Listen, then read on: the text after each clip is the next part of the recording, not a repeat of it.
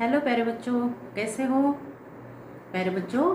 आज मैं आपको पढ़ाने वाली हूँ मराठी सुलभ भारती इयत्ता 7वीं। इस किताब में से पाठ क्रमांक 7 आजारी पड़ण्याचा प्रयोग, बीमार होने के ट्रिक्स। बहुत विनोदी यह पाठ है, मजा आएगा आप लोगों को। तो पाठ के लेखक है दमा मिराजदार। इनका जन्म हुआ है 1927 में। ये प्रसिद्ध लेखक, कथा कथनकार, गप्पा गोष्टी, गप्पांगण, गाणारा मुलूक, गुदगुल्या, जावई बापूंच्या गोष्टी, ताजवा, भूताचा जन्म, माझ्या बापाची पेंड, मिराजदारी इत्यादि कथा संग्रह इन्होंने लिखे हुए हैं। नावेतील 3 प्रवासी, यह उनका अनुवाद, और अंगत पंगत, बैंड बाजा, यह विनोदी निबंध ही इनके प्रसिद्ध हुए हैं। इस पाठ में से मुलाचे आजारपणाबाबतचे विचार, एक बच्चे का बीमारी के बारे में कैसे विचार है, दवाखान्यातील वागणे और अस्पताल में उसने कैसे बिहेवियर किया, उसका मार्मिक और विनोदी वर्णन इस पाठ में है। आपण एकदाही कधी दुखणे करी नव्हतो। ये जो लड़का है, इसको लग रहा है कि मैं कभी भी सिक पर्सन नहीं रहा, बीमार नहीं रहा। ही गोष्ट ध्यानात आल्यावर मोठी लाज वाटली। यह बात जब मेरे ध्यान में आई तब मुझे बड़ी शर्म आई कि मैं तो कभी भी बीमार नहीं हुआ, मैं सिक पर्सन नहीं रहा। छे, निदान एकाद दूसऱ्या वेळी तरी आपण आजारी पडायचे होते। छे, 1-2 बार तो मैंने बीमार होना चाहिए था। टायफॉइड, क्षय, निमोनिया असली मोठमोठी गोड दुखणे राहू द्या बाजूला। क्षय मतलब टीबी, टाइफाइड, निमोनिया, ऐसे बड़े बड़े जो रोग हैं, इससे इनको तो दूर रखो। लेकिन सिंपल थंडी, ताप, खोकला, पडसे यांपैकी काहीतरी माझ्या वाटणीला यायला हवे होते। लेकिन कम से कम नहीं मुझे टाइफाइड, क्षय, निमोनिया हुआ तो मुझे सर्दी जुकाम तो होना चाहिए था। इनमें से कुछ तो मेरे हिस्से आता। निदान पोटदुखी, डोकेदुखी यातले तरी काही। अरे कम से कम ये भी नहीं तो कम से कम मेरे तो स्टमक पेन होता। पोट दुखी मतलब स्टमक पेन होता, डोके दुखी, हेडेक होता। इनमें से ही मैं बीमार होता एटलीस्ट, मतलब इनमें से ही जो कोल्ड है ये मेरे को हो जाता है, स्टमक पेन होता या तो हेडेक होता। स्वतःच्या मालकीची एकही औषधाची बाटली अजून असू नये, मेरे खुद के अपनी ओन जो है दवाई की एक भी बोतल नहीं है। एखादे साधे इंजेक्शन ही माझ्या वाटणीला येऊ नये, एकाद इंजेक्शन भी मेरे हिस्से पर नहीं आ रहा है। ये कैसे भाई, ऐसे नहीं होना चाहिए। ये उसको क्यों लग रहा है ऐसे? क्योंकि बीमार लोग जो होते हैं उनकी चिंता होती है, सब लोग उनके देखभाल करते हैं, है ना, और उनको रेस्ट करने के लिए मिलता है, उनको आराम करने के लिए मिलता है।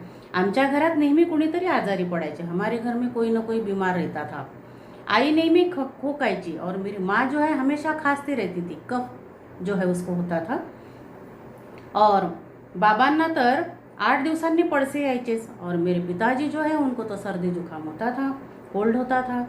दादा कॉलेजात जात असला तरी त्याचे नेहमी अंग दुखायचे। मेरे बड़े भैया जो है कॉलेज में जाते थे, उनके हमेशा शरीर में दर्द होता था, बॉडी पेन उसको होता था। कभी कभी ताईचे हाथ दुखायचे, कभी कभी तो मेरी जो बहन है उसके हाथों में दर्द होता था, पाय दुखायचे, पैरों में दर्द होता था। तीही गादी टाकून झोपायची, वह भी गद्दा डाल के, मैट्रेस डाल के सो जाती थी। सगळ्यांची औषधे मोठी छान असायची, सबकी दवाइयाँ बड़ी अच्छी होती थी। संत्री, मोसंबी, सफरचंद, खडी साखर, बेदाणा, पेढे, गोड औषध यांचा मारा सारखा चाललेला असायचा।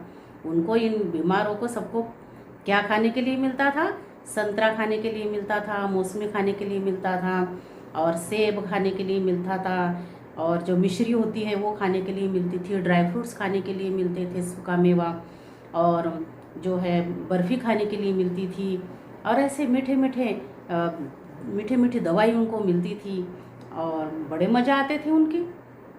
4 दिवस आजारी पडून अशक्तपणा आला म्हणजे शिराई रोज व्हायचा, और 4 दिन बीमार होकर जब वो वीकनेस उनको में आता था, तो उनके लिए तो शीरा बनता था। शीरा मतलब हलवा, सूजी का हलवा बनता था उनके लिए। सगळा प्रकार पाहून आपण आजारी नहीं, या गोष्टीचे मला अत्यंत दुःख होऊ लागले। यह सब देखकर मुझे ऐसा लगता था कि मुझे बड़ा दुख होता था कि मैं तो बीमारी नहीं हुआ हूँ, और मुझे तो ये चीज़ें जो है कब मिलेगी, कैसे मेरी भी खातिरदारी होगी घर में। हाँ, मुझे बड़ा दुख होता था। हे जे पदार्थ ही सगळे मंडळी आजारी म्हणून खात असत, ते औषध या नावाखाली मोडत असत। ये जो सारे ड्राई फ्रूट्स है, फल है, ये जो ये बीमार लोग खाते थे, तो उसको क्या कहते थे, वो बीमार है भाई, वो तो दवाई के रूप में उनको फ्रूट्स मिल रहे हैं और ड्राई फ्रूट्स वगैरह मिल रहे हैं, ऐसे उनको कहते थे। त्यामुळे त्यांना हाथ लावायची मला सख्त मनाई होती। इसलिए इन चीज़ों को हाथ लगाने की भी मेरे को सख्त मनाई थी। मतलब मैं ना तो कोई फलों को हाथ लगा सकता था, ना खा सकता था, ना मैं ड्राई फ्रूट्स को हाथ लगा सकता था, ना खा सकता था। ही औषधे आपणही बरोबरीने घ्यावीत आणि त्यांच्या दुःखात सहभागी व्हावे असे मला वाटू लागले। यह जो दवाइयाँ है मैंने भी लेनी चाहिए, और उनके दुख में मैंने भी अपना दुख शेयर करना चाहिए, दुख बांटना चाहिए, ऐसे मुझे लगा। या विचाराने मला काही सूचना, इस विचार से मुझे बिल्कुल भी नहीं सूझ रहा था मैं क्या करूं और क्या नहीं।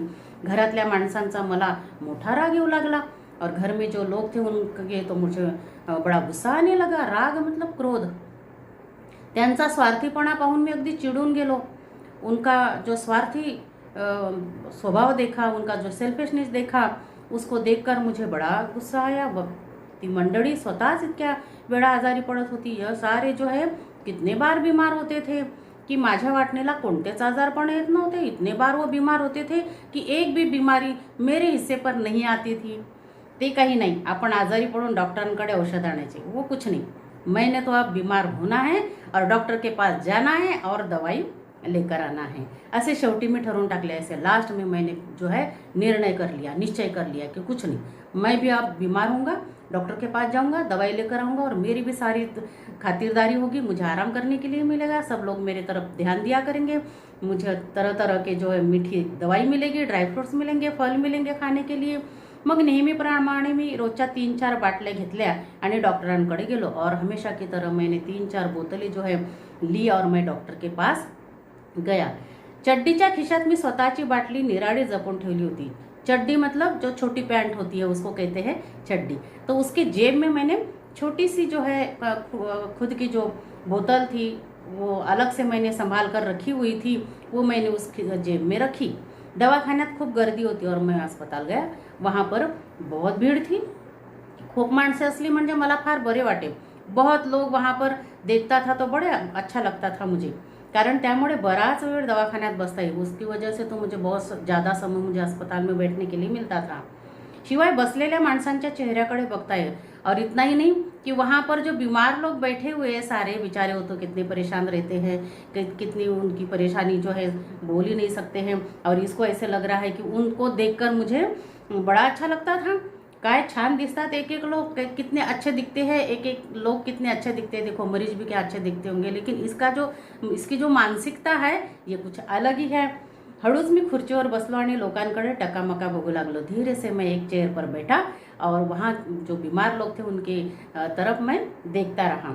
काही लोग कणत होते, कुछ लोग तो कणत का कहार नाक बोलते उसको, ऐसे बोलते हैं ना, जैसे सिर में दर्द होता है, मेरे सिर में दर्द हो रहा है, पेट में दर्द हो, इसको कहते हैं कणना। कोणी इंजेक्शन घेऊन बसले होते, किसी ने तो इंजेक्शन लिया हुआ था तो बैठे थे, आपल्या दंडावरल्या पिवळ्या डागाकडे मोठ्या हुशारकीने पाहत होते। और इंजेक्शन जहाँ लगाया हुआ था आयोडीन का पीला कलर दिखता है ना, उसको देख रहे थे, बार बार देख रहे थे। त्यांच्याकडे पाहून मला त्यांचा फार हेवा वाटू लागला। उनके तरफ देखकर मुझे ऐसे लगा कि काश मेरी भी ऐसे हालत होती, ऐसे मुझे इंजेक्शन दिया होता, मैं भी उसको बार बार देखता। हळूहळू पुष्कळ लोग निघून गेले, धीरे धीरे बहुत सारे लोग जो है निकल गए। मग मी हळूच माझी छोटी बाटली डॉक्टरांच्या टेबलवर सरकवली, और मैंने धीरे से जो बोतल मैं अपने जेब में लेकर आया था धीरे से डॉक्टर के सामने रखी। अब आगे क्या होता है अगले वीडियो में देखते हैं बेटा। यहाँ तक आप लोगों के ध्यान में आया? ओके बेटा।